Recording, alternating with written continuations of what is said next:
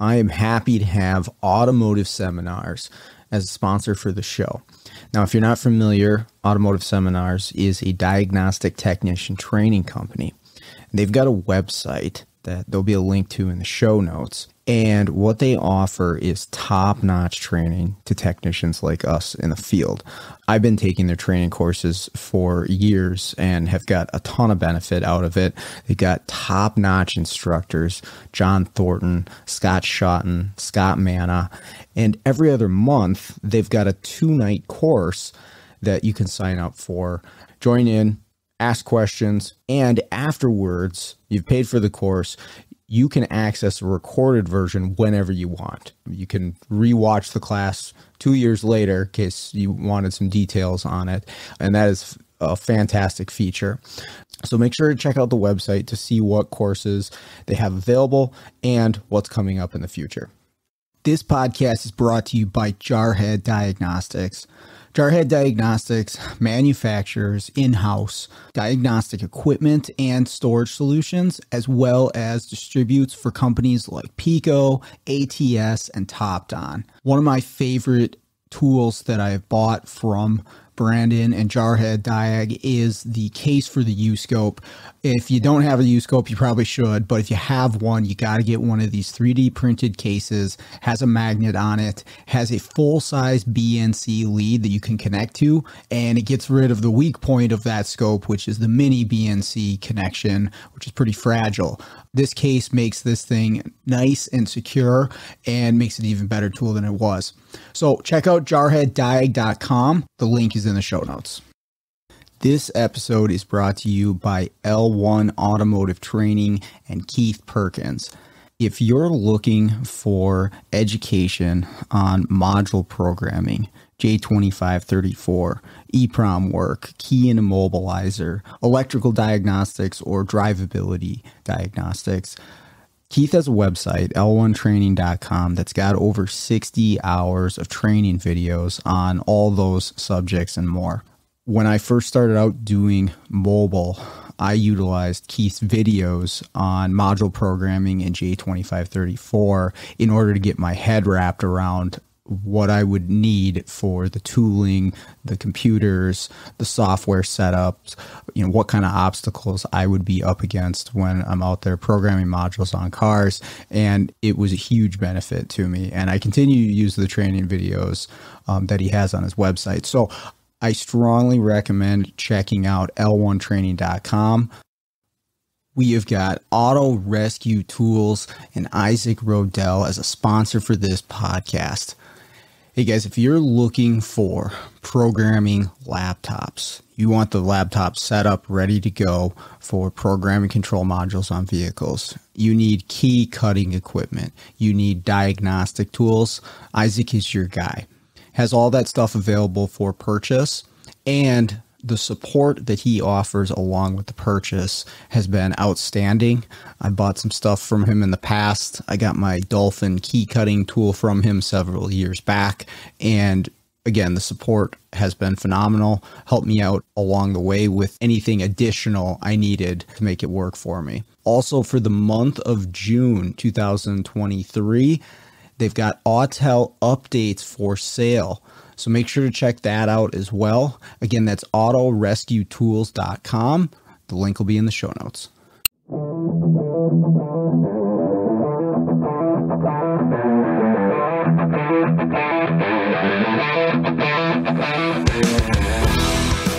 Welcome to the Automotive Diagnostic Podcast.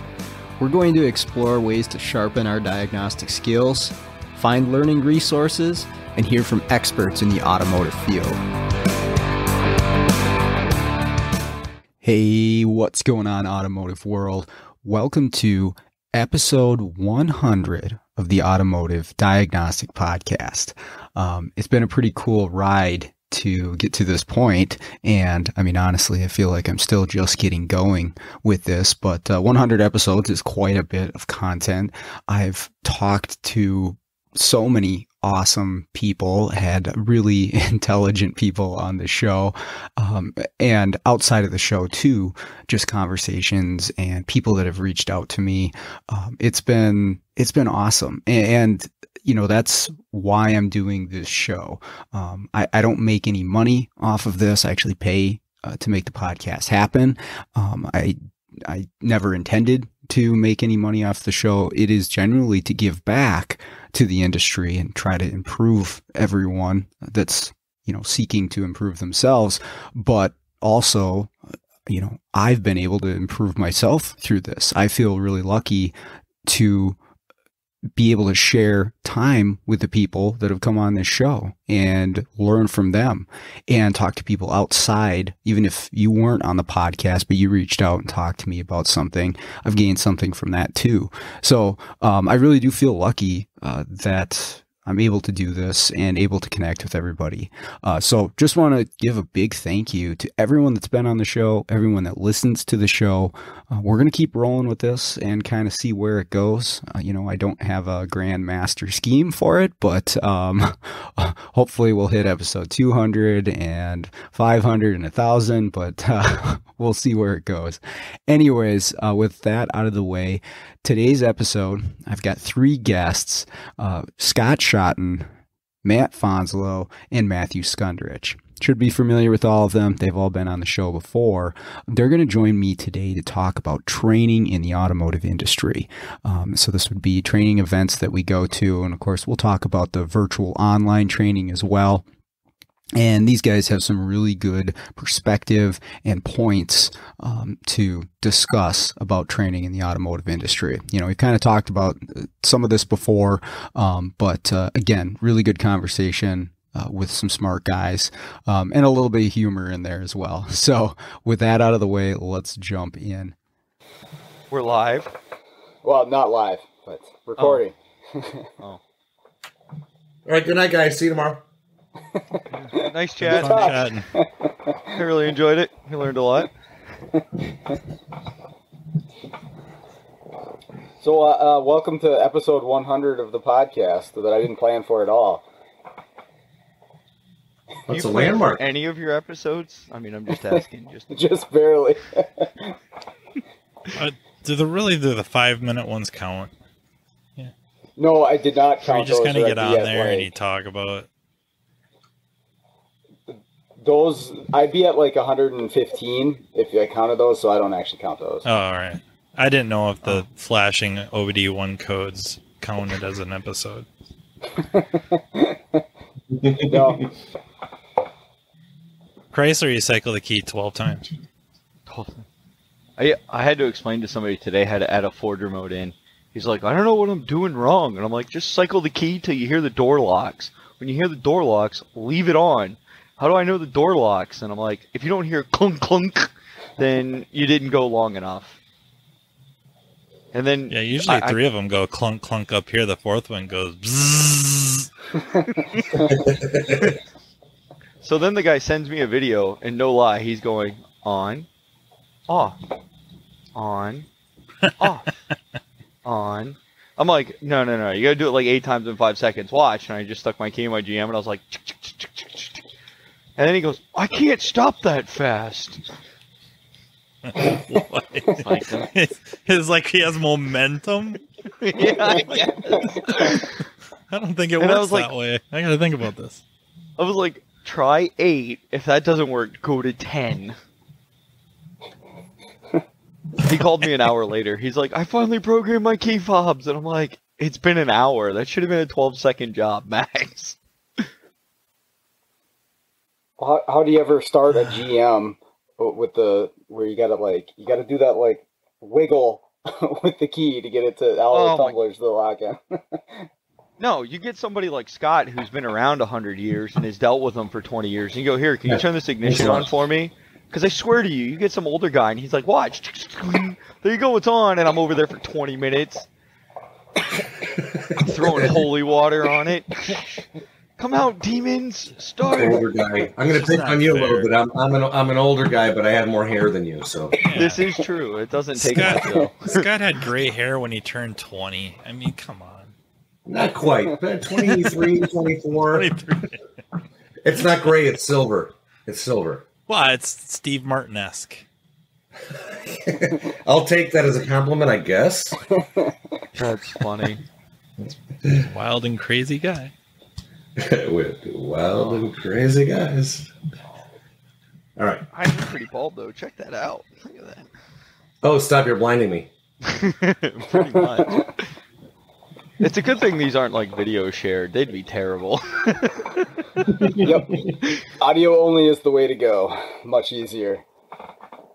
Sean would be the only podcast on like OnlyFans.com that they'd pay him not to post. My OnlyFans is just a black screen. They pay me to keep it this way. They play out. I had a picture up there. They paid me to take it down.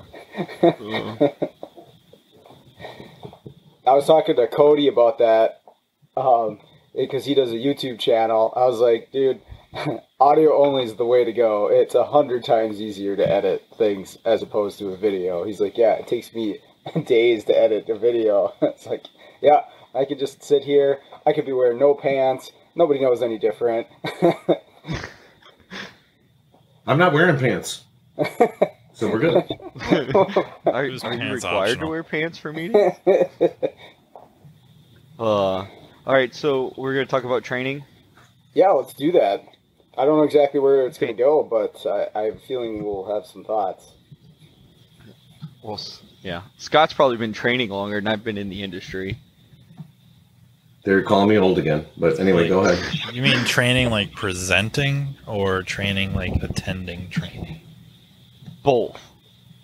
I went to a training event not long ago. We won't mention the name, but I could not understand how a group of shop owners who can dictate how to run a shop, how you should treat your customers, how you should treat your techs, how everything should be run top notch to get the best quality possible out of your shop, can sit on a board, host a training event, and it be absolutely utter chaos. No map of where to go, no doors labeled, projectors and screens basically unusable. I mean, it was like some of the classes I'm going, why even turn on the projector? You can't read it. You can hardly see it. What's the point? So logistics of it. Yeah, and it really just kind of aggravated me doing.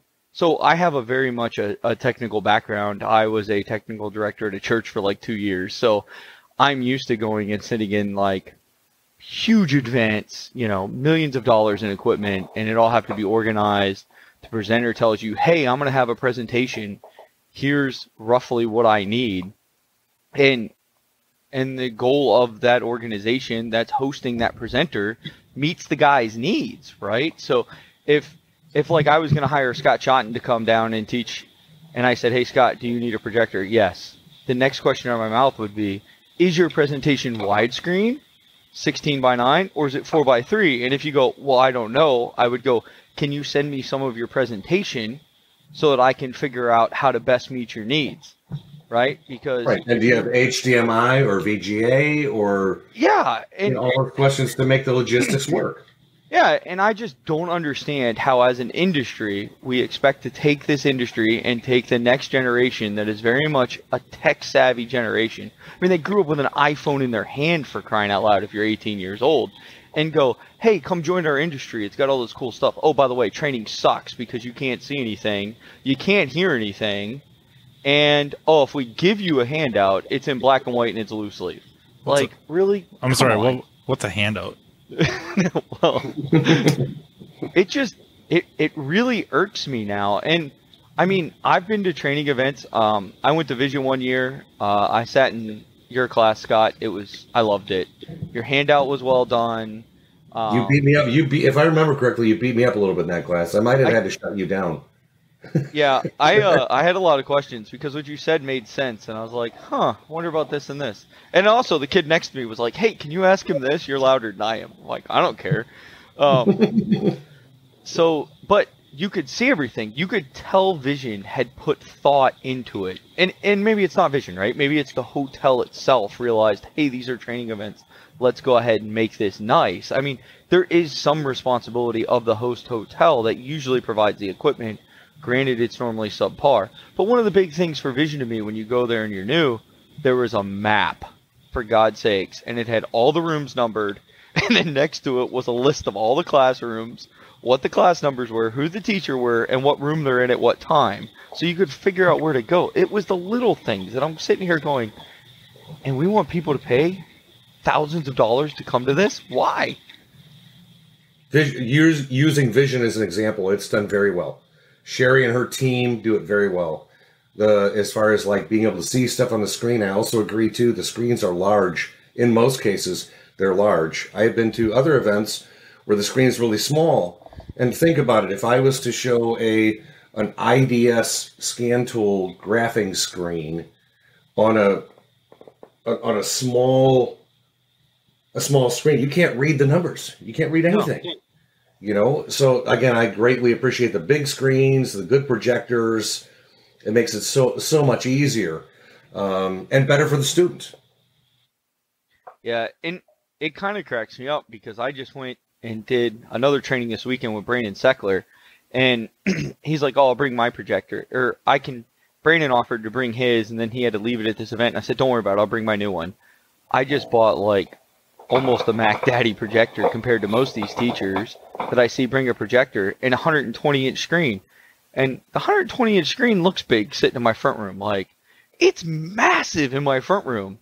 We set it up in a shop bay, and I was like, oh, I should have got the 150-inch screen. This 120 ain't big enough. Like, you could read it at the back of the room, but we're only talking, I don't know, 30 students, maybe 10, 12 feet back. So you're close enough to where you could read it. And luckily, it's a full HD projector, so you get the quality that you can kind of read the finer details. But still, I was going, this is not big enough. Like, if you really wanted to show fine details, which Brandon's class, it's pressure transducing, right? You're looking at stuff this big. I'm like, yeah, that 150-inch screen would have been nice, but it's just not, it's not something you can travel with. You get to a point where you can't travel with some of this equipment, and I get that. Right. I was kind of taken back when you were telling me you bought that projector. Obviously, I've never done any professional level training. I didn't know that the trainer had to provide that. Oh, it depends. Sometimes yes, sometimes no. But yeah. But my problem is like Scott joked earlier was, oh, do you have HDMI or VGA? Well, I went one place, had a presentation set up. We won't mention names, Sean Miller, and he had a projector and he handed it to me, and I'm like, dude, we have a problem. He goes, what do you mean we have a problem? And I'm like, what'd you do? Find this under a rock in your town that's only 9 miles across? He goes, why? I said, I don't have, the only output I have is an HDMI, and here we have a VGA projector. And I'm like, what the flip are we going to do? Tomorrow's the presentation of the class. and then the next problem was, it was a 4x3 screen. Well, I'd set everything up to be widescreen. So I was there for 2 or 3 hours that night, literally editing every slide to move it so that it was still readable in a 4x3 format. It was terrible. And so now I'm just like, screw it. I'm going to bring my own projector, my own screen everywhere I go, because you just don't know what you're getting into. They don't ask. We always get told they were technical writers. I have yet to have a person say, hey, if you come teach here, can you provide me with a technical writer? Hey, just want to know, hey, do you want a projector and a screen? And when I say, yeah, but it's got to be widescreen, it's got to have HDMI, they look at me like I have 3 heads. I'm like, this shouldn't be that hard. If you don't know what that is, you shouldn't be, like, booking people at this point in life. I take mine when I can. It's hard to fly with the screen I have. If I drive, that's one story. But if I fly, that's another one. That's why I bought the 120-inch screen. The aluminum foldouts come out to 39.8 inches long. And the bag that it comes in, despite not being the best travel bag. You are a nerd, by the way. You knew 39.8. Well, that exact. I just got it like a month ago, and I've been trying to find a case to put it in to travel with. So you got to know. But the bag for Delta, because I have Delta Gold status, so I get 2 free check bags. So I'll just always fly Delta because the bags are worth a lot of money. And I'm now limited to 75 pounds a bag instead of 60, which helps. But the bag can have no longer than all the dimensions added up. So 1 length, 1 height, 1 width, then 62 inches. Unless it has sporting equipment or medical equipment in it. So if I fly somewhere where I can take my AR-15, I'm going to take my AR-15 in my gun case because my screen fits in there beautifully. But if I'm teaching in Chicago, where apparently guns are illegal unless you want to kill everybody every weekend, because you're Only handguns. yeah, then I can't take it. So I'm just going to take it in the bag. So I'm limited to 60 inches total, or 62. Well, the box the screen came in is 61 inches. So I'm like, screw it. I'll just put it back in the box, tape it up, and just shove it on the conveyor, and just pray for the best. So you're not on the no-fly list?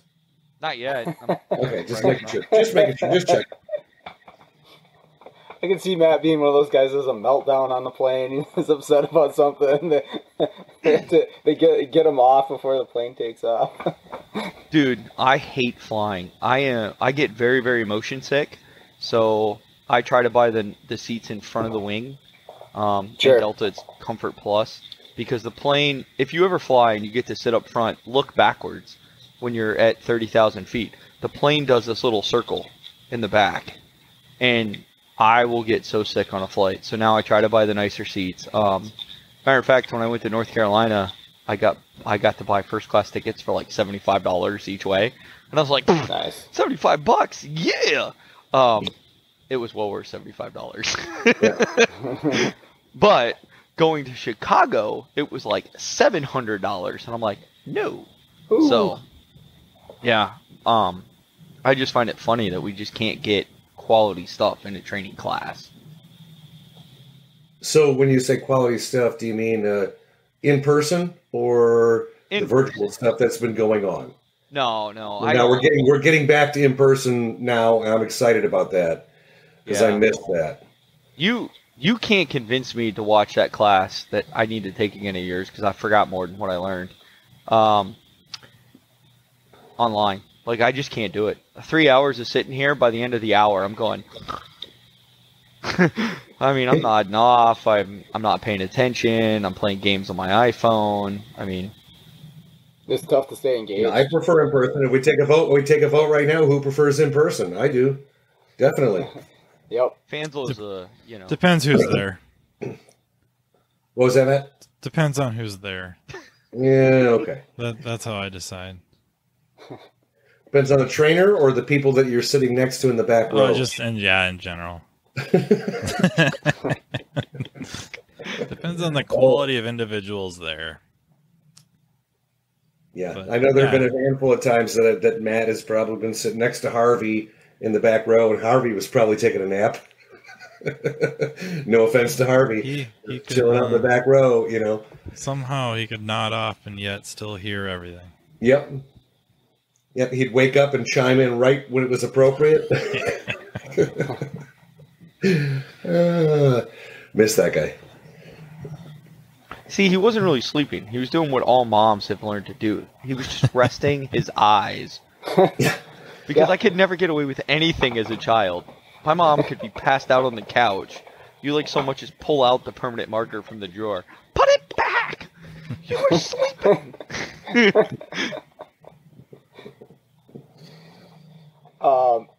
Okay, so I had somebody call me the other day. He listens to podcasts and he does some mobile work.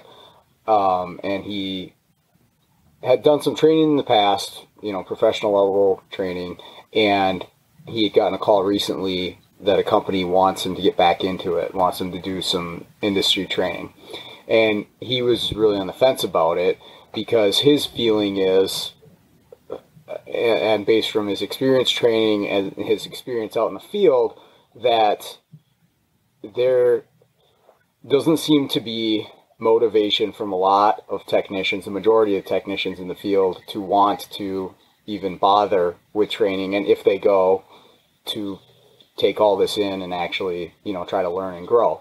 So he's discouraged, and he's like, I don't really know, whether I want to get back into this, because I feel like it's kind of pointless, because nobody really wants to better themselves. Not nobody, but the majority doesn't want to better themselves in this industry. It's like, I don't know what to do as an instructor to change that, to get more people interested in bettering themselves. And so he was asking me about it, and I was, don't really have a ton of answers for him. I've never done industry level training. I just don't feel like it comes from the education side. Like it's up to them to increase the interest. I feel a lot of it's got to come from the shop, from management level, where, we're in an odd predicament, I guess now, self-imposed, where it's very, very difficult to find talent. It's very, very difficult to find skilled individuals. And I mean, in a shop, in the bays. Not training too, don't get me wrong. It's hard to find the next instructors. Where are they coming from? But in the bays, it's hard to find skilled individuals to do this job at a high level. So they're kind of sitting, the ones that are there now, and especially they're decent, they're holding a lot of leverage.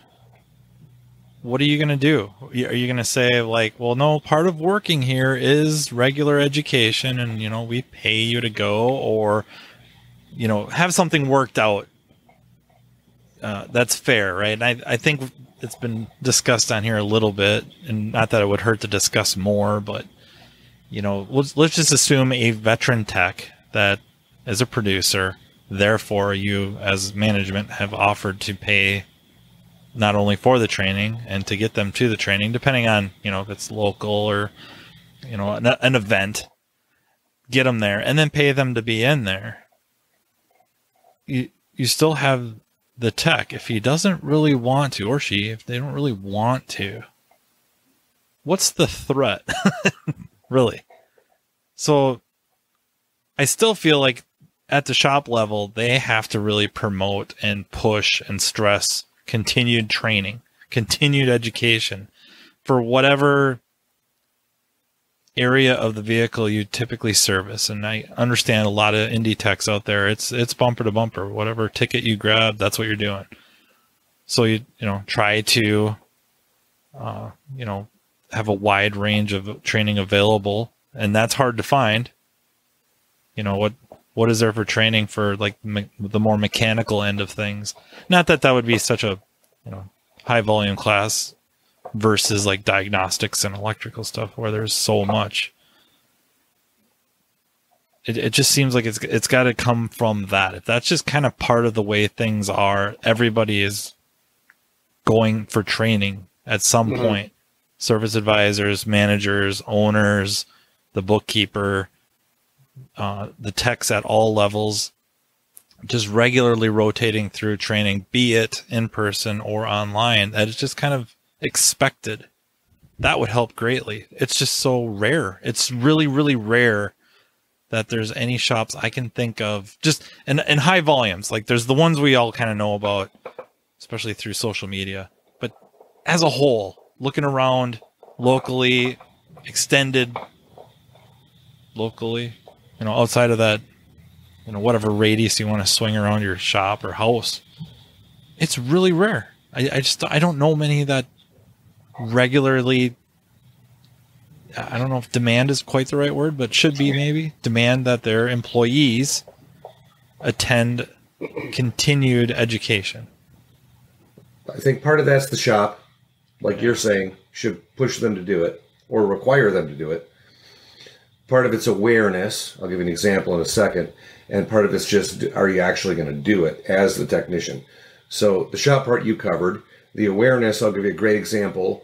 It's been a few years since we changed governors here in Illinois, but the Illinois EPA used to have a training program that would do eight different topics a year, something around 8 topics a year at multiple locations all around Chicago and East St. Louis, and they were completely free. And the trainers, I'll name one of the instructors. I was going to name all Scott 4. Shotton. Okay, I'll name the other 3. I was the lowest guy in the protocol. Yeah, the other 3 are pretty heavy hitters as well. Would you know? Yeah. Would you John agree? Jordan, Scott Manna, Ken Zanders, right? You could go to any one, my class or any one of their classes, and I would attend their classes whenever, for free, for 3-4 hours on a Tuesday night, or whatever the case and drive. They had so many locations you could just drive. All you had to do was go online and say, I'm coming. That's it. Nothing. And you could go. And you'd have, a John class with 20 people in it. And it was the same 20 people every year. It was the same 20 people every time. And we're talking in Chicago. I guarantee there's more than 20 technicians in Chicago. Right? But it was the same people every time. So those are the people that had passion. Those are people that would go to whatever training they could go to, especially if it's free. But you'd also see those same people at paid classes.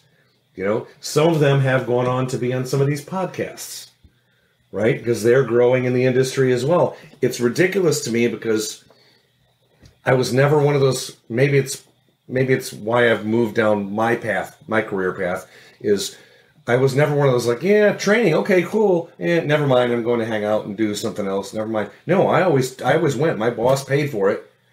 And every time he gave me the opportunity, I would go. Right, here's an automotive seminars class or something, $100, $110, whatever it was. You're going Tuesday night to see John teach a class, whatever. Cool, I'm in it. I'm going. But it's weird seeing someone else in the shop next to you that goes, no, I'm going to go, swap the wheels on my Jeep because I need bigger wheels in my driveway and blah, blah. Like, it's like, no, this is your career. You don't. Yeah, I'm sorry. I got on my little soapbox there for a minute. No, but and I think it's deserved. And I think your soapbox has actually a nice segue into my theory about why training today is just so negated. I think it's because the people on Facebook who have a social media input, when they go to a training class, they always complain, oh, there was no advanced classes.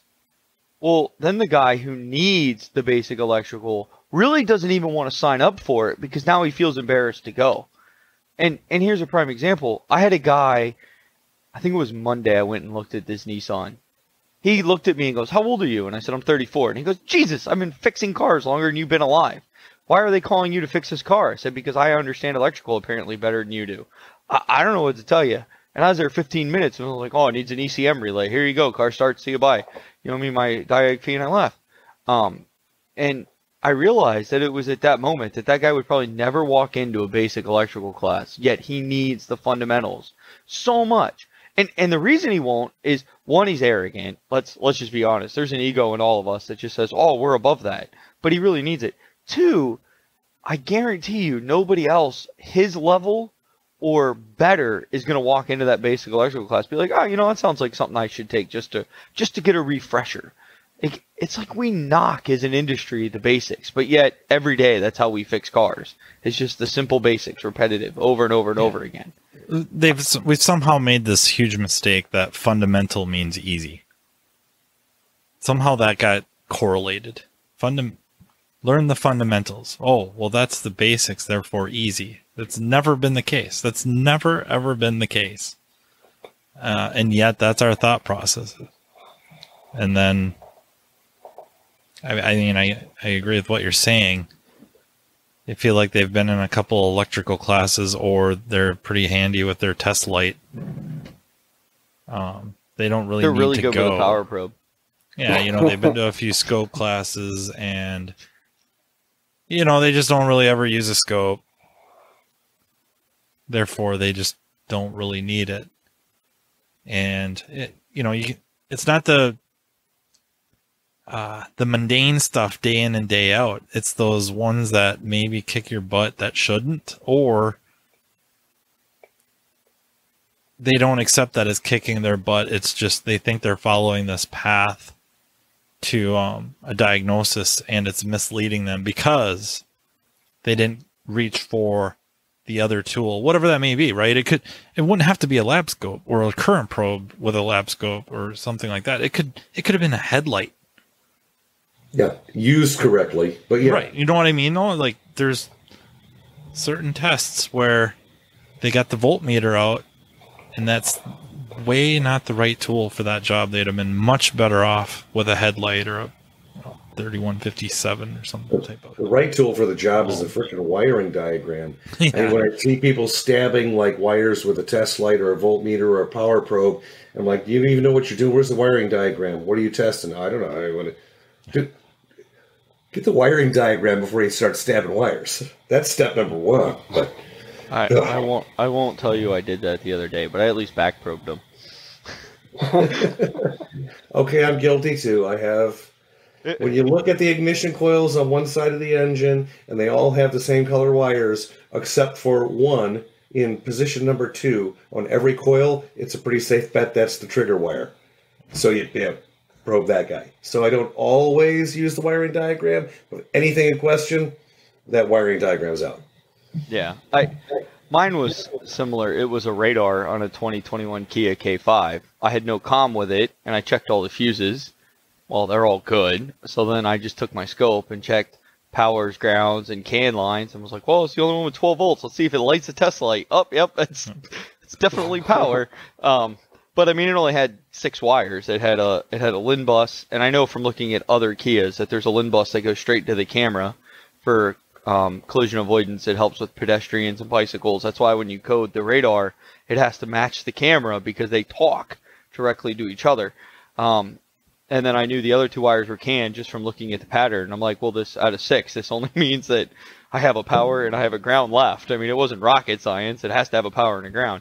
So when they were all there, I'm like, oh, it's a bad new radar. And the shop just looked at me like I was an idiot. I'm like, well, it's not my problem. The new radar doesn't work. Get another one. Parts delivery driver dropped it on the way in. You know, it's funny. It says right on there, don't drop it. Yeah, they really didn't believe me. And this happens to be a dealer that stores new Kias waiting to be delivered. So I walked over to the parking lot and just took a radar off a new car and plugged it in and went, hey, look, this one talks. Get me a new one. Oh, by the way, we need to calibrate that car. Can you find the key for it? It's always nice to have it known good.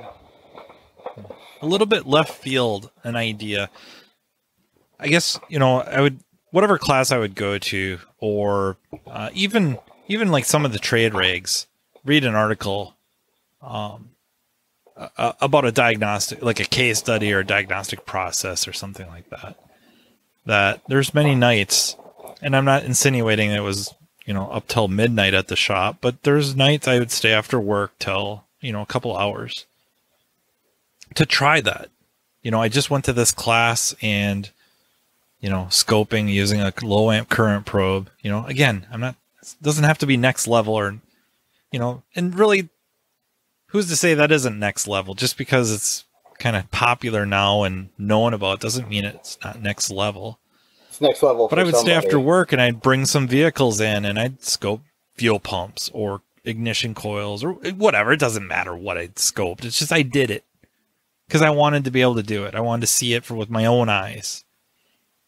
And, a lot of shops are not set up in a way during the day that a tech could really take an extra 15 minutes on this vehicle to go grab whatever tool. It doesn't matter if it's a scope or whatnot. Just pick the diagnostic tool and just say, hey, I want to, we saw this in class. I want to grab a scan tool. I want to look at some of this data and maybe take it for a trip around the block. So, well, I guess where I'm going with that is, we put a lot on the tech themselves to say, okay, well, it's 5 o'clock. Everybody's heading out. I'm going to go and, we got this newer vehicle in from a collision shop. I'm going to plug in and just look at some data.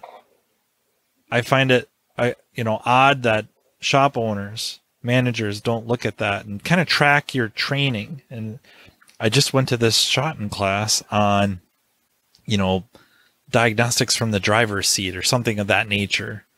And he was looking at, picks and PIDs, whatever, fuel trims. And he said that a vacuum leak on an engine with a mass airflow sensor will do this with fuel trims. And that's a clue. Well, I want to see that. And why, as a shop owner or manager, to talk to their techs and be like, hey, what class did you go to? How was it? Was there anything cool?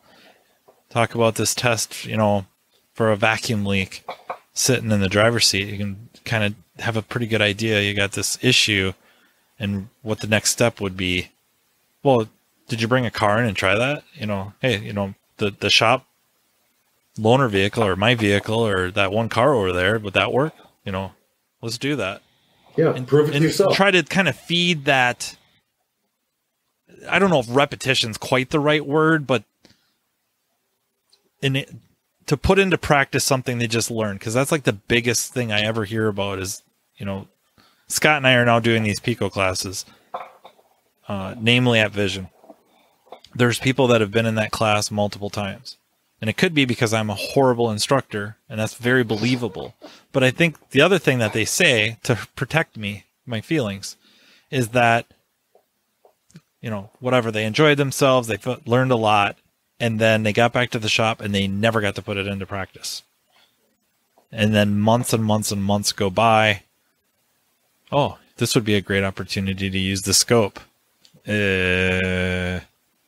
How do I do that again?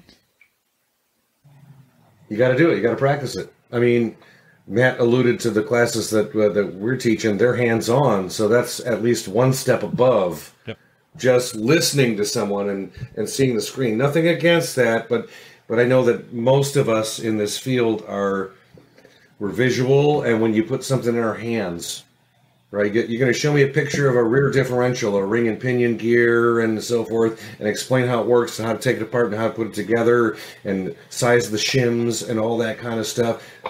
That makes sense on paper, but you walk away and go, okay, I think I know what's going on. But you take that differential apart, put it in someone's hands, and they can see how it works. Cool. That's good. Yep.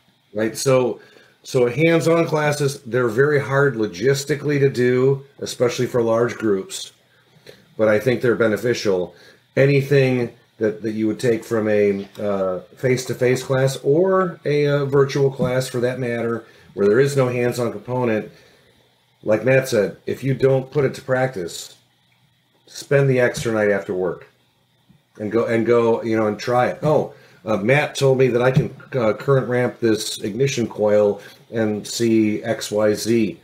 Right? Okay, well, let's find out. Let's go hook up my scope. And half of using a scope, for example, or any tool for that matter, is knowing how to use the tool and then interpret the results. So half of a scope class, I will just pick on scopes, half a scope class is learning how to do the setups and obtain the captures that you want and have the setups correct. And the second half is analyzing the pictures that you get, right? So you might remember, this is what an ignition coil is supposed to look like on a current ramp. But if you can't remember how to hook up your scope because it's been 6 months, then how are you going to get the picture? Yep. Or how are you going to get an accurate picture? Yep. So I totally agree with what Matt's saying. The other thing that I think a lot of people don't do is, if I'm learning something new, I'll film myself doing it. So I screen record my laptop, I'll take out my iPhone, record what I'm doing, and then I'll email that video to myself. And then I'll watch it later. Oh, well, that was a waste of time there. Let's not do that step. I could have skipped that and done this. And then I'll do it again in a week, and again in another week, and I film it each time. And then by the end of it, I have a pretty narrowed down process, and I keep that little video, or I'll take a bunch of notes. I'm really good. Please tell me you have a telestrator. A what? Oh, come on. That's a telestrator. What's a telestrator? Draw the circles? Like the football game? You watch a football like game? The football game? Here we draw a circle here and he went this way. Hockey, they do it in hockey sometimes. I don't watch sports. A lot of squiggly lines in hockey, though. Basketball. Hockey down here. Our team won the Stanley Cup, and I still don't understand that, but whatever. It was on grass. It doesn't count. I should have said sand,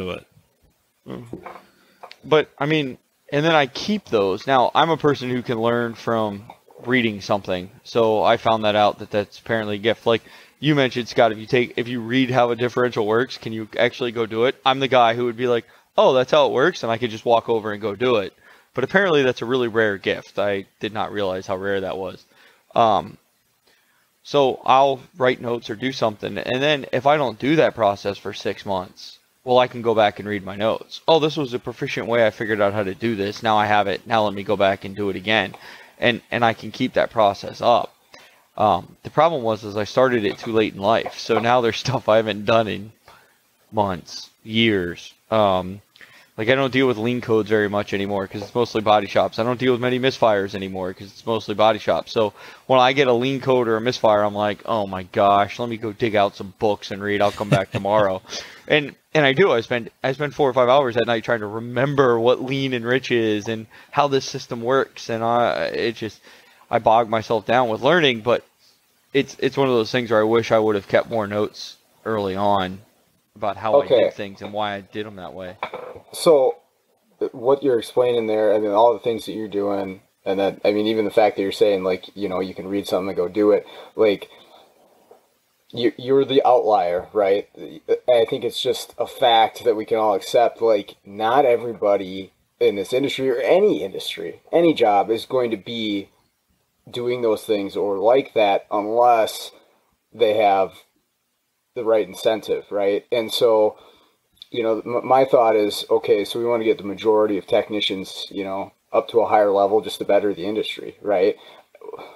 What is the incentive to do that? Maybe what's your incentive to be that way, and what would incentive be for someone who's not? Is it just money? Is it that simple, or is there something more that we can do?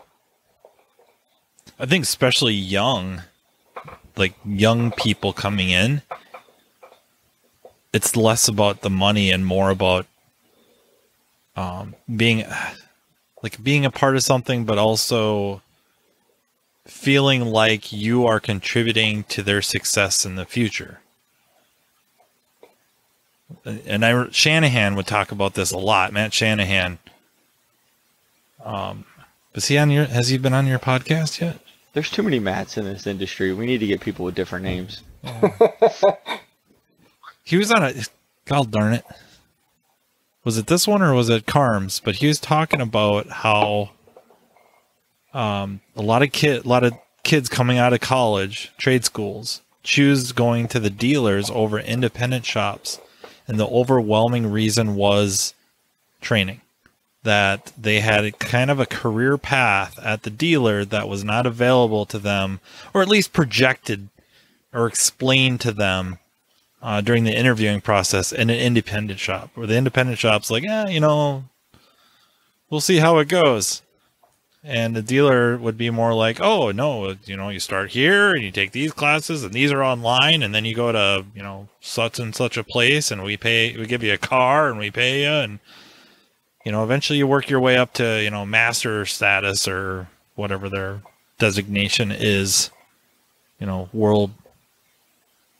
I forget. They all got different ones, so I guess it doesn't really matter. Each manufacturer is different. Yeah. And so I feel like, especially young people coming in, that it's important to them for more of a reason, for reasons that have less to do with like compensation.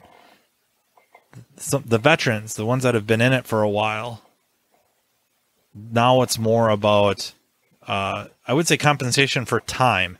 Not necessarily like dollars and cents, but compensate me for my time. You know, I've bought a house, I own a boat now, got a family. My time is valuable to me to do what I want to do with them. Or, you know, I bought a big screen TV. I bought this really big screen, and I like to watch TV, movies, or video games on it. But my time is, you know, valuable. Now compensate me for that. And maybe it's dollars and cents. Maybe it's vacation time to make up for time spent at the in class. Hopefully it's kind of a you know, it's split up a little bit where you as an individual sitting there in class understand that you are also increasing your value, not only to the shop you're at now or the facility, but also any future facility if you need to, so that you will take that into consideration a little bit.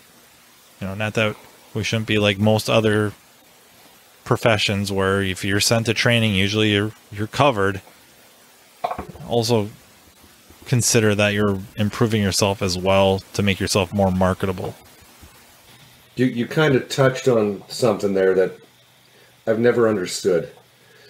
So I worked at an indie shop for 14, 15 years, and they would pay for my training in the evenings, sometimes weekends or whatever the case.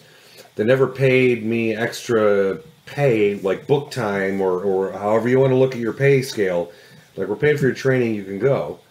So I didn't get paycheck for going to that training, but I would go gladly because that only makes me a better technician, which makes me a better person for the shop, which helps the customers, which helps my paycheck, which it's a big circle. I never really understood how people go, you're not going to pay me for my time? Well, indirectly, yeah, you are getting paid for your time. I'm just not paying you for the 3 hours that you're sitting there this evening. Now, granted, it was great that they paid for the class, but I never asked my employers to pay. Okay, I'm going to be there for 3 hours. I want 3 hours at $24, whatever it was, $24 an hour. You owe me $75. No, I never did that because it came back around. I never understood how people complained about that. You know, if the shop pays for the training, I don't know that you have to pay them for their time unless it's during the week. When I was at the dealer and I worked at Ford for 8 months and I went to their 3-day electrical school, and I did get paid because I had to leave work and spend 8 hours a day during normal work hours where I could have been working on a car. Okay, I get that. But for, you know, a Tuesday evening for 3 hours, you get a class, go. You might get free food out of it. That's a whole nother subject too. Yes, if your class. How do you fill a class? Put pizza in front of the room, right? Damn right. Sushi. Is pizza possible? We're mixing it up. We're doing a class. We're serving sushi. Oh, I'm in that. Quick Trip. Delicious. What's Quick Trip? It's the new school over at Jefferson. Yeah, that new one for Vision. They've got a lot of bathrooms, so it will work out well. I think, Scott, you just dated yourself there with that comment about. I probably did. But I grew up in the same. I mean, my stepdad was that way. Oh, your boss is going to pay for you to go to that class, then you're going to go. Well, why would I go? I'm not getting paid to go. Like, I can't go out with my girlfriend now. And he's like, because at the end of the week, you'll make more money because you win. If it's not this week, it'll be next month. If it's not next month, it'll be next year. And he's like, that compounding growth of you going to them classes will be more beneficial than that $75 you got, because you're going to have to put in the effort to learn it. You're going to have to pay attention to make sure you learn it to gain back the money that you lost. So you did just call me old, and you also made a very parallel to investing. Yeah. Oh. Financial investing. Same concept, right? Put a little bit away here, put a little bit away there, and then when you're old, like me apparently, then you might have some money. Your portfolio is looking pretty good. We're supposed to save for retirement? Oh, I'm in trouble. Yeah. I thought we just bought tools and then sold them later. Yeah. I'm just saving for my funeral because they're going to coincide. Matt, your employer does that for you. Cremation. Wait, we have an employer? You've got the 401k match, right? Yeah, 401k match. Yeah, I get fired zero. every Friday. Yeah, I know I've told this before, but and there is a difference between voluntary and involuntary. So I have a friend from high school was complaining to me about how his job, and I think it was in IT, was sending him, we're living in Minnesota. I think he's working south of Minneapolis, sending him out to, I'm pretty sure it was San Francisco for a week for training on whatever it is, Cisco, who knows. And he was pretty upset. And I'm like, well, what are you complaining about? You have to pay for your flight out there? Oh, no, they pay for that. Pay for your hotel? Nope, they got that all covered. You getting paid to go? Yep.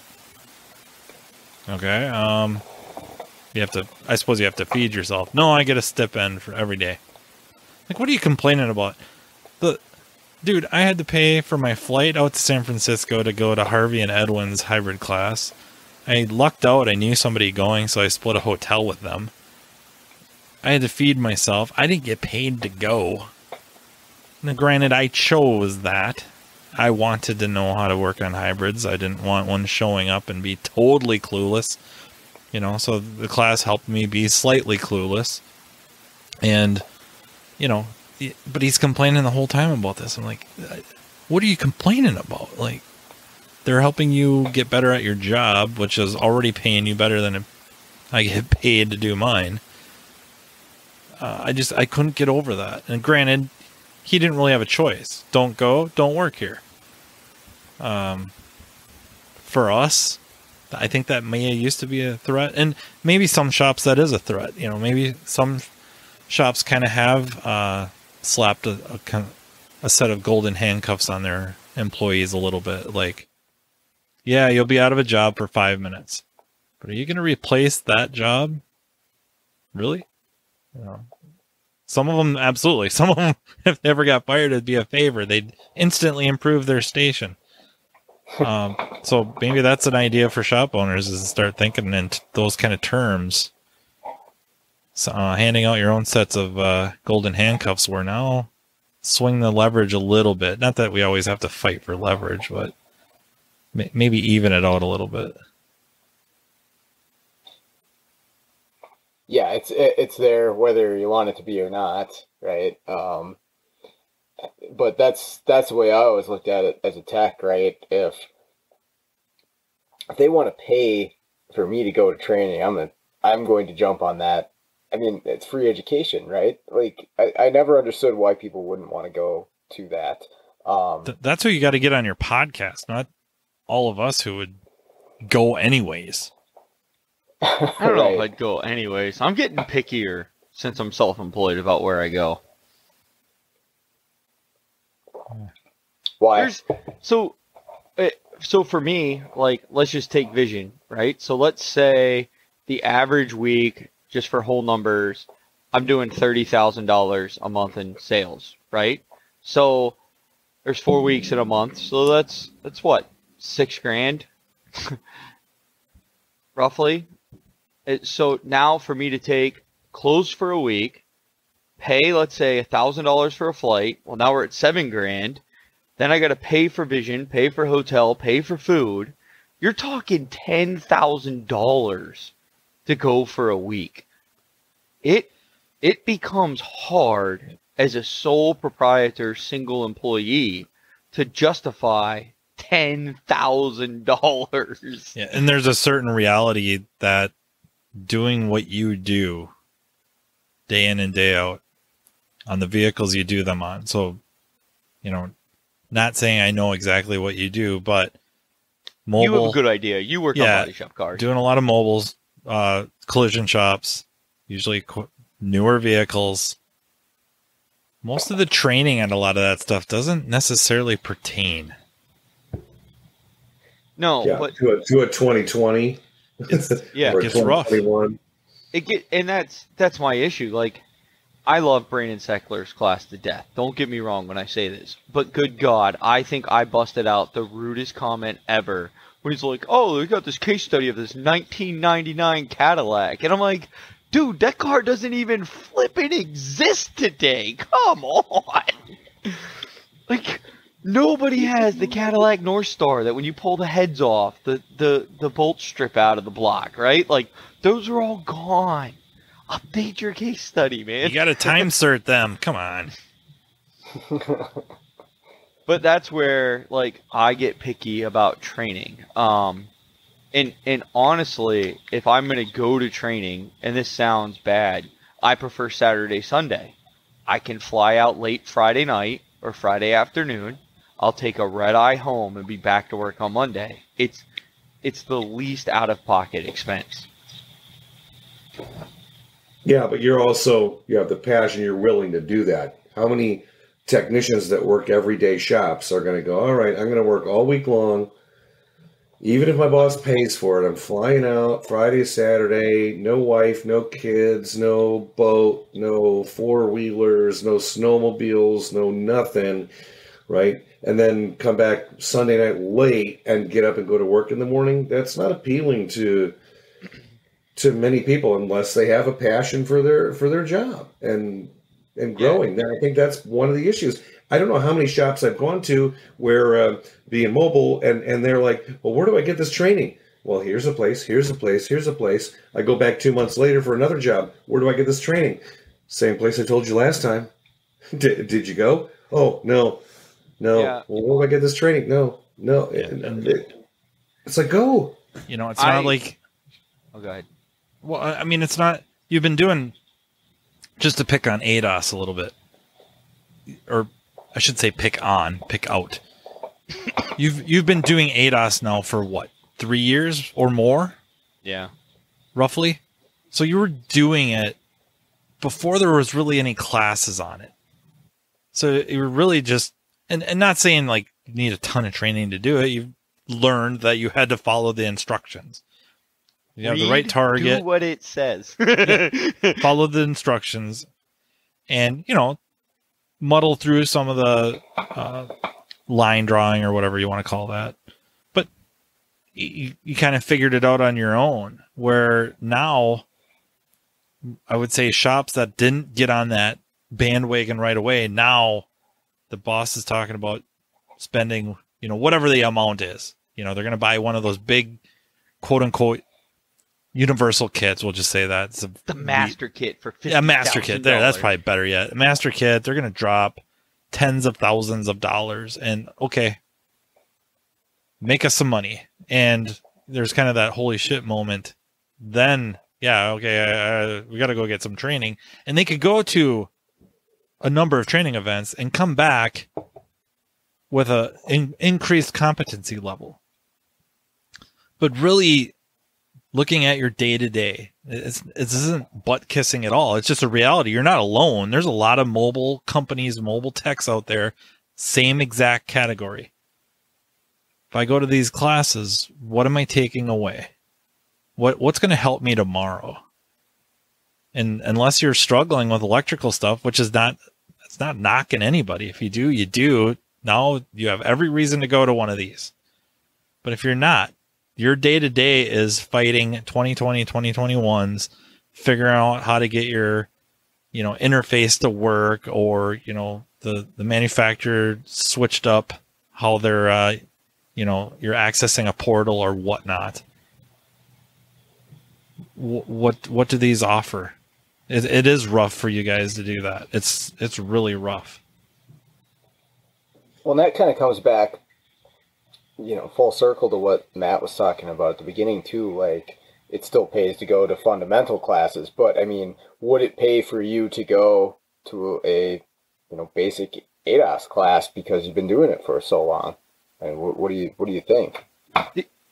The problem is the basic ADAS classes. Hey, this is a Toyota. This is how you calibrate it, right? Like, Scott Brown and I have had some confrontations on Facebook, you know, about different things, and I got to meet him this weekend and really talk to him in person, and he kind of struck me as a very different person in person than he is on Facebook. And I don't mean that disrespectfully. I mean, he was way cooler in person than he is on Facebook. And I said, hey man, by the way, I really appreciated your Tesla post about showing the target, right? And how the camera sees it. Now, if somebody would offer a basic ADAS class and say, hey, we're going to talk about how these sensors work, I don't care if that costs $20,000. I'm flying to take that class. Because never once has somebody said, hey, this is how this camera sees this. This is how this radar sees this.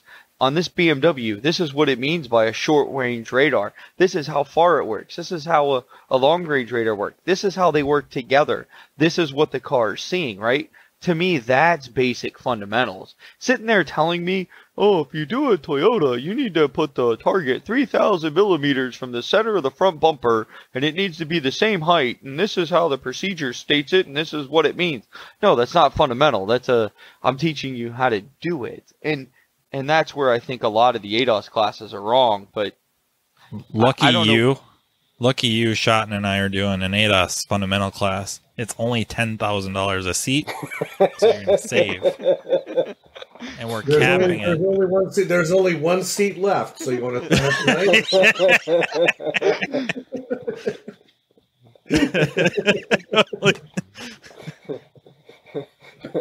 I mean, it's a good thing you brought it up. I can tell you about it.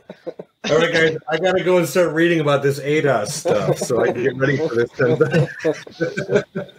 But like one of the things Scott Brown mentioned was he stumbled across a post about an engineering mode in Toyota, and the guy posted why the lighting in your shop is so important.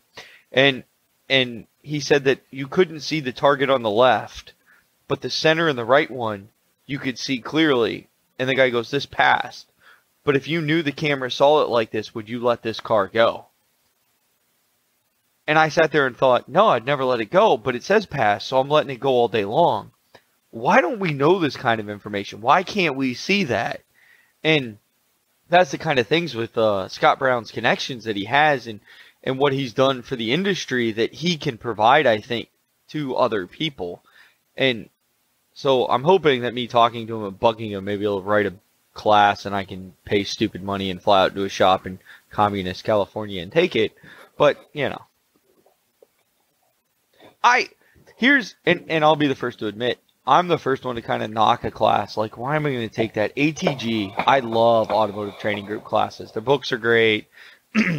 I really enjoy them, probably because they're the only training I really get down here in Orlando besides CTI and advanced classes. But they called me up and they're like, "Oh, we're doing an EVAP class." I instantly was like, "Nope, not going." He's like, "Why?" I'm like, "We're a non-emission state. Nobody here fixes EVAP issues. The light's on, the car run fine, drive it down the road. Who cares?" But later on, after the class came and went, I was like, I should have went. And the only reason I should have went was once in a while, a friggin' EVAP canister or something gets broke in an accident, and I get stuck fixing an EVAP leak because it's a new car. And you're right. The little bit of basics I would have learned in that class, because I don't deal with them every day, would have helped. So I clearly shot myself in the foot by not paying to go to that class and being short-sighted. One of the things that helps me decide what classes to attend now, not teach, attend. Part of it's the trainer, because there's plenty of trainers I've been to many times and I really like them. I like their style. I like how they provide information. The handouts might be good. Maybe there's not a handout. Maybe it's digital, a PDF or something of that nature. Or maybe there just isn't a handout. Maybe not, right? Those classes. I know. He's like, wink, wink, nudge, nudge. But then there's other trainers I've seen where it's like, I will never go to this guy's class again, or girl, but usually it's a guy. Never go to this guy's class again because his delivery style was like putting you to sleep, or the information that was being relayed was completely inaccurate. You know, and if I know, and don't get me wrong, I do not know everything. No one does. But if it's a topic that I really know well, and they just say something that's blatantly wrong, that's automatically a turnoff, and I'm not going to go back to that individual's class again. You know, so that's one of the things that helps me decide. So you said something. That explains why you haven't been in one of my classes in a while. Well, I have broadcast that in the 100th episode to everybody. Shoulder to shoulder with you, I've been in your class. That's why my side hurts. All those elbows. Like, hey, what are you saying? And don't pull out the you're there just to push the broom comment. I'm sorry, if I saw like Scott Shotton in one of my classes or one of the other people that I'd like know just from hearing their names enough times, I'd be like, "Why are you here? Can you just leave? You're making me nervous being here." It's very nerve-wracking. Well, that's kind of like having John Thornton in one of my, especially early on in my career. Really early in my independent training career, when John would sit in the back of my class, I would get so nervous. I'm like, what the hell are you doing here? Go away. It's like, what are you going to do? But no, he was always polite about it. And I'm always polite about it when I'm in someone else's class too. So, you know, I'm just there to see. You can teach me something? Teach me something. He had a really nice way of telling me to maybe learn the material before I go presenting it. Don't read just the notes off the slide. Yeah, I don't know. We've all been to them classes, right? Those are the best. The guy clicks the slide, and you can see him reading the notes off the laptop. I went to one, and he didn't even have a clicker. His wife was working the laptop, and he would tell her, "Okay, honey, click the next slide. Okay, honey, click the next slide." Like, come on, you can't afford Initials, a cheap $40. Are the initials BF? To be honest with you, I don't remember the instructor's name. All right. Okay, it was more of a locksmith class. Oh, no, that definitely isn't. We'll leave it at that. Maybe sometime on the phone I'll tell you a little bit more about it. I don't want to throw anyone under the bus. But I really don't remember the trainer's name. I really don't know. Going back to what I was talking about earlier for like incentive to go, and I'm just thinking here as we're talking and stuff, and I don't even know if this needs to be said for people that are listening to this podcast, but I'll say it anyways because I think more people need to know. The other reason to go to training, honestly, is the networking. Like, besides all the stuff we've been talking about as far as the instructor and the venue and the projector, if all that stuff sucks and you still get to meet awesome people, that alone, I think, is a reason to go to this stuff that I've figured out over the last few years that's super, super important. So, I don't know. If you already know that, tell some other people so they know. Yeah, that is the only reason I went to the training I went to not long ago, was the network, basically. And I will say there's probably 2 or 3 people who have single-handedly kept me in my mobile job doing what I do, because I would have went to Disney a while ago. And these are business-savvy people, Dutch and John Bridgewater, who are like, no, let me help you make money because you suck at making money. You're genius at fixing cars. You suck at making money. And I mean, they were right. And I mean, over the last year, I've gone, I've done this, I've done that. And they're like, don't do that again. Do it like this. Oh, okay. You started charging shop supplies?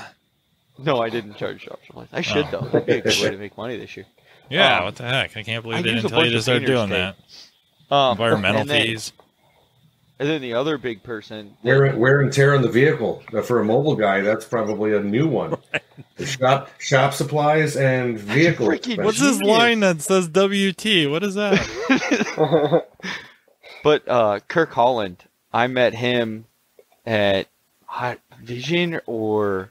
I think I bumped into him at Vision because Fanslow dragged me to dinner, which was the most awkward dinner I'd ever been at. Because I was going to make you pay. Well, yeah, it was so expensive. I don't even think I remember ordering food. I was like, good God, it's like $50 a person at this steakhouse. But Kirk was there, and I kind of met him, and he seemed nice. But then Kirk came to Just Cars, and I remember him and Eric Ziegler coming up to me and going, "You were really, really, really loud. Your programming class was excellent, by the way." And they were in the class, like, across the hall. And they were in Wally Meridian's class, and they overheard you.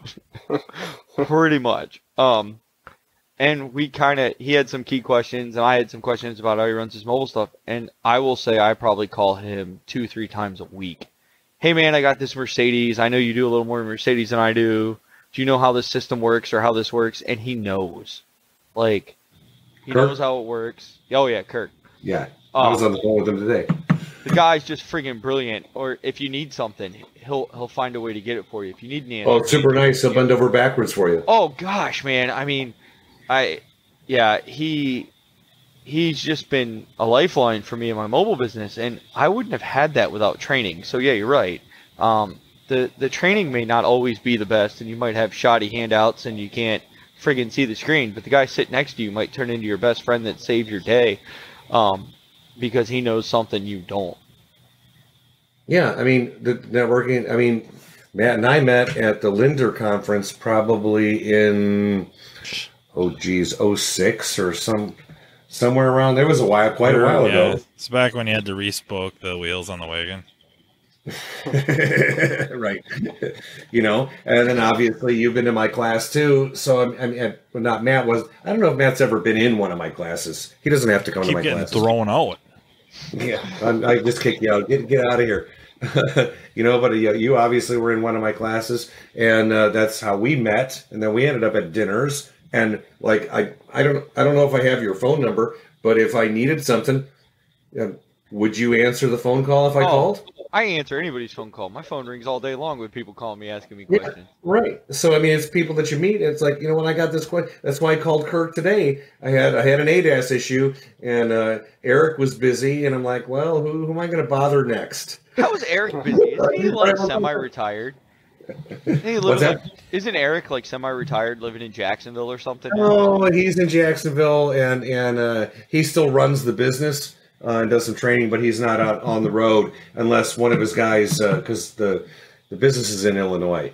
So the business is in Illinois, and he lives in Jacksonville with his grandkids. I had no idea he was based out of Illinois originally. That's so interesting. Yeah. Peoria, Illinois. His grandkids are a little young to own a house for him to live in with them. Yeah, well, yeah, there's a couple houses down there. I don't know the whole story. Excuse me. But yeah, so he still runs the business. He's just not on the road daily anymore. I think he still makes all the appointments, though. Yeah, he's called me once or twice, and I didn't even know how he got my number, but he called. He's like, hey, this is Eric Ziegler. And I'm like who? Trainer? And he's like, is there anybody else named Eric Ziegler? And I'm like, you never know. There's more than one Matt Skundrich, and apparently one of them's a gynecologist. So, yeah. Does anyone ever call you? Yeah, this story has to keep going. Okay, so let me explain this story. So when I started my business, right, you have to file like with the state a business name, and so I don't know, 2 months in, this flyer comes for a gynecologist scope, so you can get a better picture of the insides, and my wife is like, was it the rebadged ATS borescope by chance? It might have been. But my wife holds it up and she's like, what did you sign your business up as? And I'm like, Automotive? She's like, check out this flyer. And it says Dr. Matthew Skundrich, Mobile Advanced Diagnostics and Programming, and has my address. And I've called them 10 times. Like, look, you have the wrong guy. They're like, no. Your doctor number is blah, blah, blah. So if I finally Googled myself, or Googled my name, and there's a Dr. Matthew Skundrich in the United States as a gynecologist, and I'm like, why? We don't even live in the same state. We don't even look alike. Like, what? Kind of explains the stirrups in the back of your van, though.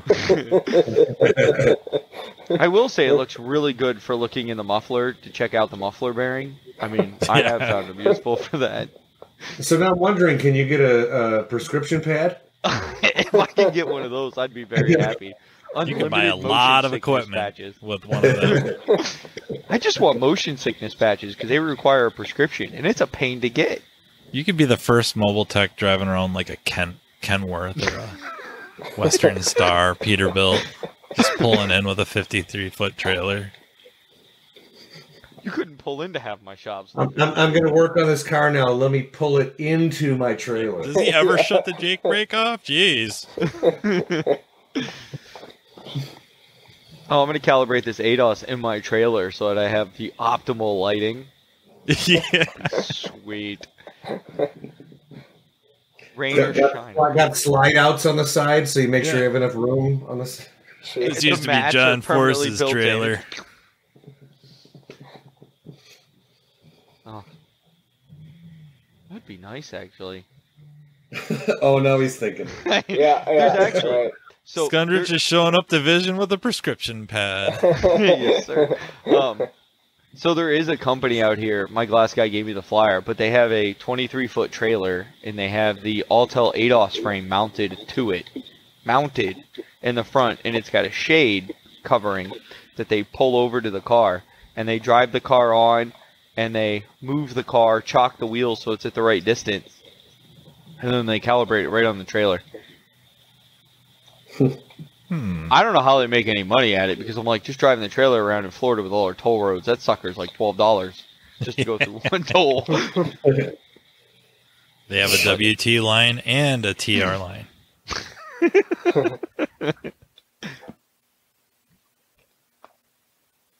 My next class, somebody's going to say that. Look, it's Dr. Skundrich. I'm just going to bust out laughing so hard. Oh, I'll tell it to you next time. Walk into my class, I'll say it. I'm hoping you do your misfire class again. I need to take it. I was telling somebody about it today. I don't know when next time I'm teaching that. I don't know. Not this time at Vision. Maybe in Seattle if you want to fly out there. It's a long way for you. Seattle, Washington? Yeah. Oh, look, I don't mind traveling, but good. Well, I got to go to SEMA because I was invited to SEMA by somebody, and I've never been. And so he's like, look, I'll cover your airfare, I'll get your hotel, and I'll pay your food. Okay, deal, I'll go. And I was like, oh, from Orlando to Vegas again. Yeah, these flights suck. So unless you want to take like really crappy airlines like Spirit or Frontier, nothing is direct. So basically for Delta, it's going from Orlando to Minneapolis to Vegas. Or just pick up Matt on your way. Yeah. Yep. How long's the I layover? hear Minneapolis is nice this time of year. Or I could go to LAX. But the problem with LAX is from LAX to Vegas, you're in this little single prop puddle jumper that for a guy who gets motion sick, just to take off is like the most death-defying. Please don't puke everything that you've ever eaten in your entire life out. So, yeah, we won't do LAX anymore. Yeah, which is always silly to me. Let's fly past Vegas to LAX and get on a plane and fly back to Vegas. Well, Just give me a parachute and drop me right over Vegas, and you keep going to LAX. the best part is the best flight time-wise was actually to JFK. So I'm like, wait a minute, I'm going to fly in the wrong direction to go to Vegas. Okay. So I haven't bought my ticket You got to yet. do what you got to do. Yeah, I'm trying to talk my wife into going with me this trip. Just because, at night after SEMA, we could walk around together and see things. So I'm like, hey, you should go.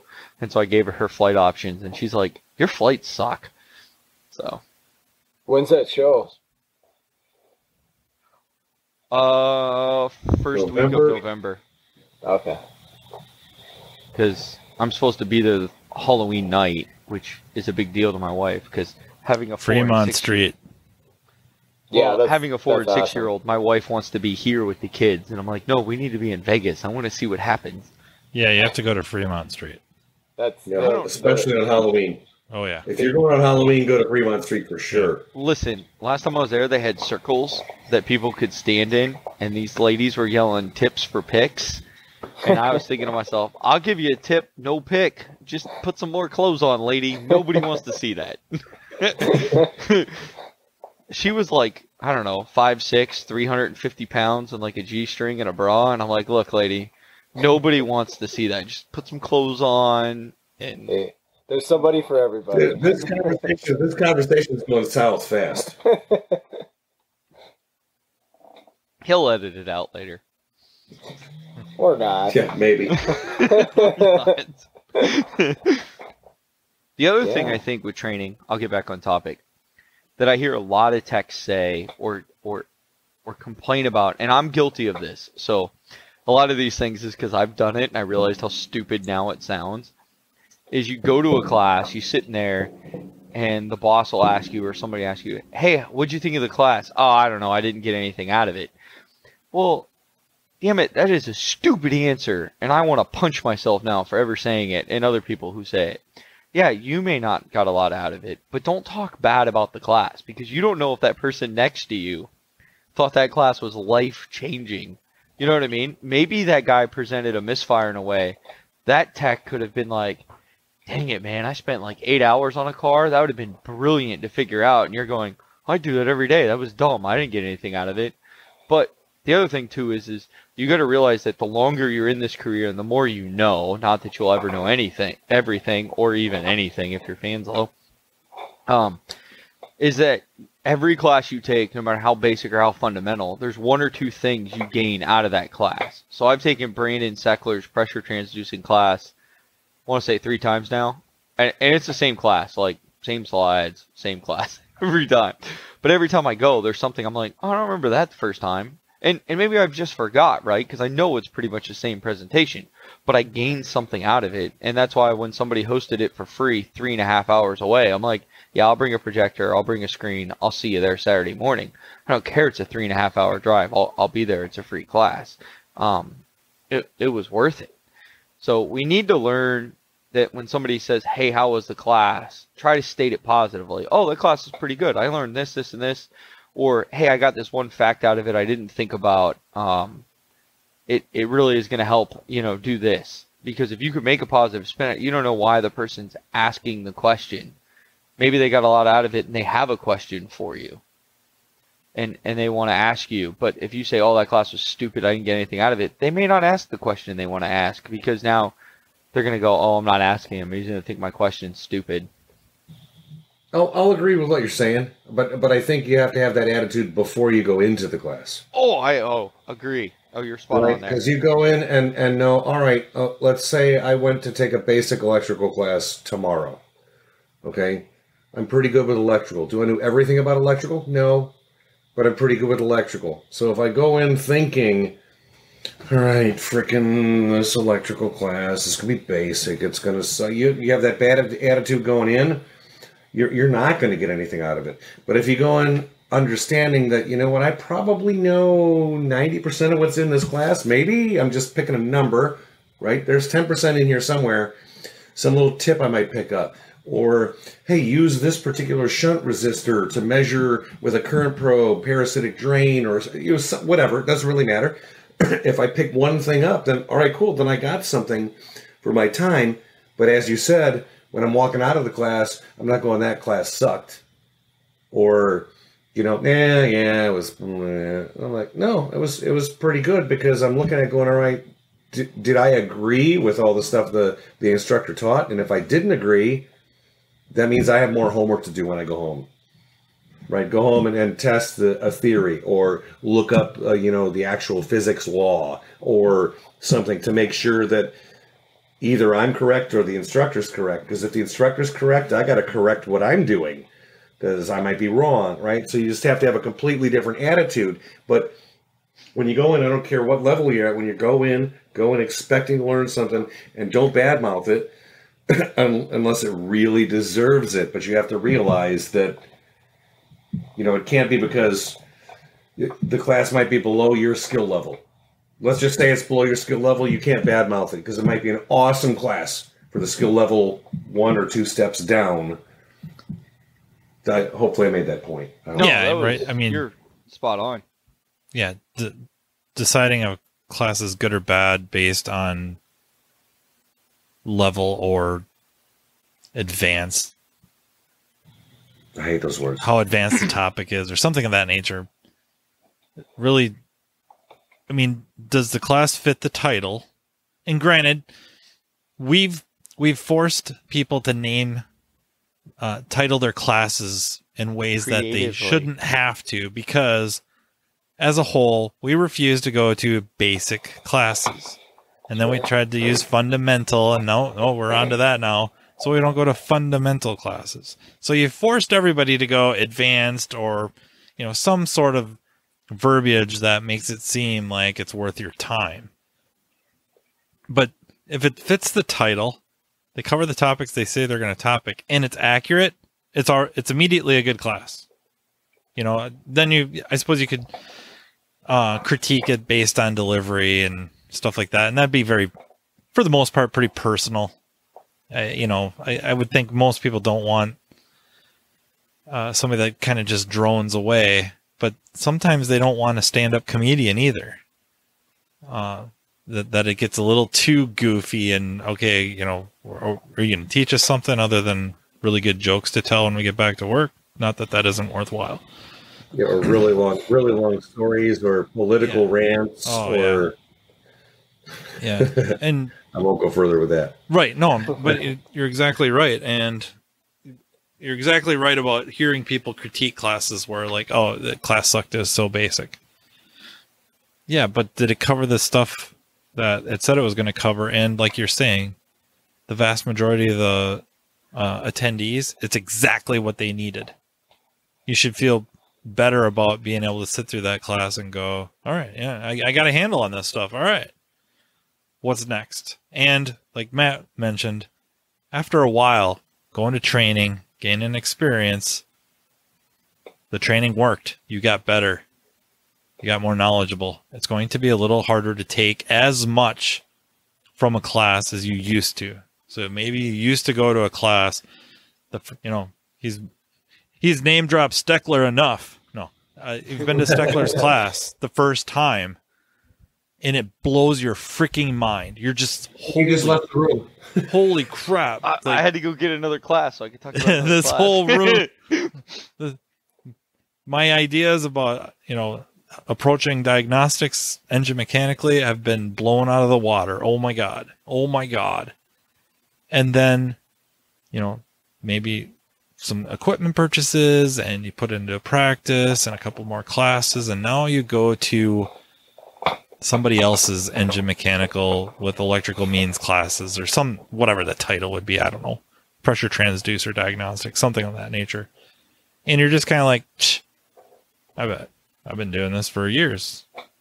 That doesn't make the class bad. It means the classes you took and the experience and all that worked. But now you're going to use that to critique the class? That doesn't make any sense. Think about what you're saying. Yeah, and I think probably one of my favorite classes I've taken in a long time was actually a class on a subject I knew nothing about. Free plug for Justin Morgan at LMV. Haha, this is the best friggin' class. Right. It's called BMW 101. Justin said he couldn't call it basic because nobody would come, so he called it 101 because everybody wants to take a 101 college level course. And it covers stupid stuff like, hey, what's a chassis code? How do you build a transmission, automatic or manual? How do you find stuff in this? What is Vanos? How does it basically work? What's the different levels of them? He goes over some VVT stuff. It's like basic, like even, hey, here's all the different relays BMW uses and why they're different than normal relays you're used to, right? I mean, like stupid basic stuff that Justin Morgan just want to bang his head against the wall when he wrote the class because it's so basic to him. But to somebody like me who works on like one BMW a month, I was like, Justin, I love you, man. This was the best class. All these stupid numbers now make sense. And Justin's like, well, that's why I wrote it. It was for people like you, right? Because you don't know it. And now that you know what you know and how these part numbers work and how to look it up in air and how to do this and how to do this, now I'll get less support phone calls, hopefully, from people on our support system because we're covering the basics. And if I ever get a chance to take Justin's BMW 101 class again, I'm going to go take it just because I felt like he was talking 100 mile an hour, even though he really wasn't, because there was hardly anything I didn't know in that class. So it was like he's so from new. down south. They don't talk that fast. Well, he was like getting over some infection, and I swear him and my wife were in contest for who could be the quietest of all time. You got to go to a class by somebody from Jersey. Like Dave Scaler. That's fast. Never even heard of him. Oh. Yeah, you're missed out. I hope he comes out of retirement. Yeah, he has a little bit here and there. Maybe AT in Seattle might be a good reason. I heard he did a presentation out there. What? He used to have. He was the director of something called MEA, which was the Mechanics Education Association. I believe is what it was called. Yeah. And I thought it was the Marijuana Education Authority. Yeah, here. I think it was in Jersey area. And so he had a tech line, telephone tech support, but then everybody on the tech line had to serve however many days or a week running the mobile van. So they had to go out and do diagnostics, programming or whatever, so that they could stay very much in it. Their finger definitely on the pulse. And he had quite a crew of talent. I mean, really, you start looking down the line of what he had. That was a heck of a crew. But he had a really there were quite a few. Yeah, man. Louis. I can think of Louis, Ira, Phil. I think they're all still in the industry. Louis is Big actually Al. still a Big Al. trainer. Big Al. Oh, yep, Big Al, who's not so big anymore. No. Just Little Al. Dude, that guy was Long like story. Big Al. Long story. Yeah, he's like what, 6'4", 6'5", 6'6". He's still big. Still 300. Well, not still, but at the time he was a big dude. Dude, he was big. Total sweetheart, but Yeah. big. Oh, Right? great Still guy. the same guy. Just I think he met a woman and lost some weight. I think is what happened. But Usually goes the other way around, but yeah, well, not for him. Good for him. Anyways. Good for him though. He looked really healthy last time I saw him. yeah, he's so great. He's a great guy. But then and not only would they serve on the mobile van and also the telephone tech support, but they would also do classes, I believe, every night. I think it was at least 4 nights a week. Yeah, at least 4. Now that you say that, I think it was Monday through Thursdays. Every night. Monday through Thursday, there was a class. And maybe it was an hour or two. Might be a very specific, Honda, this code. Toyota, this code. GM, misfire, this engine. It was very specific. And Dave was very down and dirty with his, not only just presentation, but how he went about diagnosing the vehicle.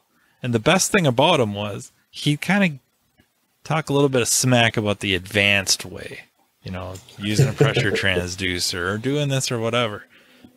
But he knew this stuff. He knew it really, really well. But in his presentations, he was bringing it down to, you take your meter, you go here, and if you get this reading, it needs that. Very down and dirty. And, yeah, I don't know. I missed the guy. I missed those classes. He had an electrical class that was really, really good. A little bit of hands-on, but a lot of visual aids showing circuit path or current flow, stuff like that. I think it takes him like 45 minutes to set the stuff up on his bench in front of the class for that class. Just to set up the battery and all the tools and wiring and stuff. Yeah, it's crazy. Yeah. But no, great guy. Great trainer. That's cool. That's so many people in this industry that I've never even heard of, but so yeah, I knew I had gone to a couple of his classes at Vision on the advice of Aaron Keppen, and I'm glad he told me to go, and I went. And that's about as much as I knew him. And then I ended up in a ASE workshop for L1. And I ended up sitting, just by pure chance, next to Scalar. Oh, and I'm very, I'm very excited to be there. And somebody writes a question, doesn't matter what about, doesn't matter who did it, but I think it's a great question. And I open my stupid mouth. I'm like, this is a really good question. I like the distractors, everything, blah, blah, blah. And Scalar turns to me, he's like, you really like it?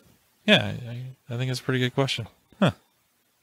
Well, I think it's terrible. And he starts rattling off all this stuff, and I'm like, he just destroyed. He wasn't aimed at me. It wasn't aimed at me by any means, but I just felt destroyed. I went to my room that night and cried.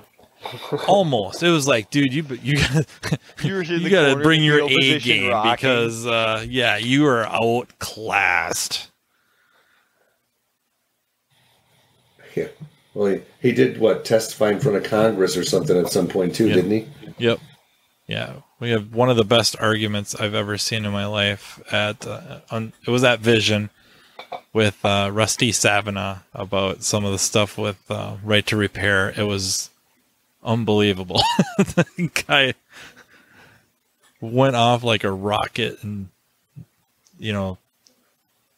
the speed of which the words came out of his mouth were unbelievable. You couldn't get a word in edgewise. Of Scalar's? Yeah. Scalar's mouth? Yeah. And you got Scalar from Jersey, and Rusty is from Massachusetts. I believe great. so, yeah. It was great. Luckily they had a couch. It was in that diagnostic corner. So Harvey and I sat on the couch watching it. It was Can't wait to get back to that in-person training and networking. Yep. Sitting on couches and chatting in a trade show. Yeah, Looking forward to it. that's the best part, is all the alcohol that's consumed afterwards. Except for you, just watch everybody consume it. Listen, I bought some guy, I want to say it was Greg Potter, I think is his name. He's on the ETI board and NASDAQ Skip board. Potter? I'm pretty sure his first name was Greg. I could go look. His business card's still in my wallet because it's that important. Anyway, somebody introduced me and it's like, they walked over like, hey, this is Matt. Matt's really good at J2534 programming. He probably has some questions and you could probably answer them about protocols. And I was like, well, how much do you know about protocols? The guy's like, I've read and probably own every SAE paper there is on them. I'm like, you read the one about KNFD? And he's like, yeah, why? You got some questions? I have lots of questions. I kid you not, we sat there talking for 30 minutes about the protocols and the way it works and other things. And we were at the bar. I don't know what he was drinking, but I know I had an $80 bar tab because I was like, I'll keep buying you drinks if you keep talking. So I've learned. And it was the best time of the whole event to me. But we started off and there was like 4 or 5 people with us. I think we got 20 minutes into KNFD and how it works and why GM's new programming doesn't work on the 21s up, even with Cardac 3 that's KNFD, because GM's using a slightly different protocol. And we're going on and on and on about this. And I'm like, oh, okay, yeah, that makes sense from my testing of this and that. There was nobody near us when we got done talking. I'm like, oh, I think I am officially chased everybody off with nerd talk here. So I guess I'll let you go to bed. And I felt bad because it was like 10 o'clock and he did. He's like, I can get up early. I got a meeting. So, yeah. Those are what makes the events work. Any other questions there, Sean? Any other ideas? I don't have a lot. I think you should play us a tune at some point here, though. You know any Slipknot? If he no, busts out in Skillet, I'll be so excited. What's that? Skillet. That's like my favorite band of all time. I don't know who that is. It's a Highly Christian rock suspect. band. You got to remember my age, too. You give me a hard time about being old. Yeah, that's probably Bill Haley. Okay, how old do you want to go? Aerosmith. I mean, are you old enough to be my dad? I mean, what's the deal here? I'll be 50 this year. Are you 20, I'm 34. 30? If I'm barely old enough to be your dad, that means I was lucky at a young age. If you were tempted to go Google Bill Haley, he led the comments, and you probably recognize the theme song from Happy Days. Oh, is that okay? You got me there. Are there comments on this? Are people listening to this live? No. There's what? This thing's gonna need lots of editing. That's the worst. When I'm doing one of them live classes on Facebook, I'll be talking about something and somebody will write a question. I really need to get like a moderator so I don't have to look at the questions. Yeah. I'll be like, oh, that question's good. And I like, my brain stops and trains thoughts. And then I go back. Somebody's like, stop doing that. Look, squirrel. Yeah, that's exactly what happens.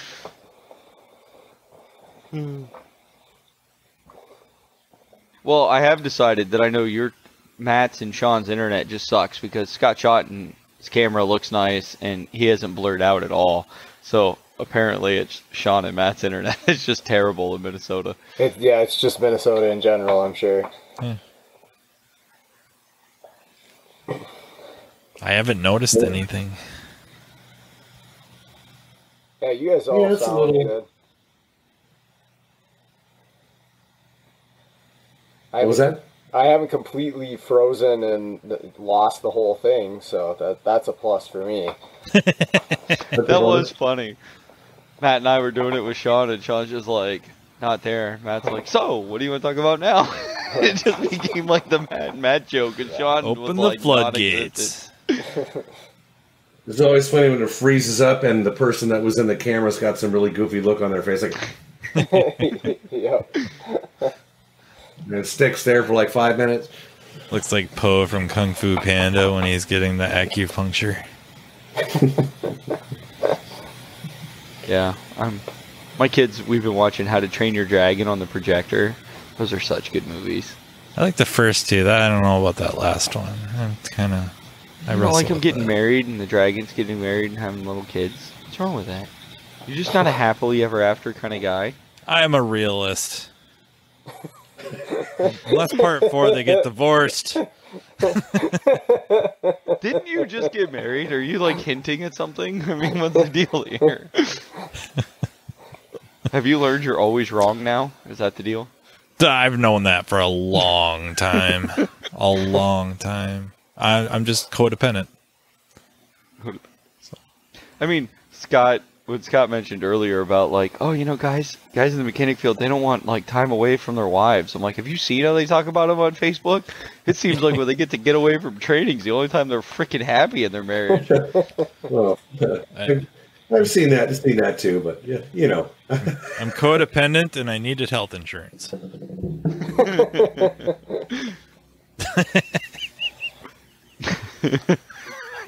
This freaking industry doesn't give us health insurance. We have to get married.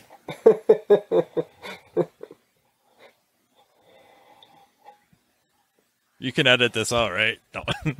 Yeah, What's really sad is, as I actually picture Matt, like, going, you know, babe, we've been living together for like 10 years. My job really doesn't have health insurance, and I got this bump over here, like right here. You think I we should find get married it mildly so I can get that tolerable.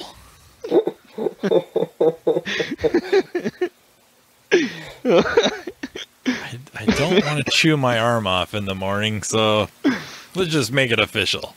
No Coyote Ugly going on? Yeah.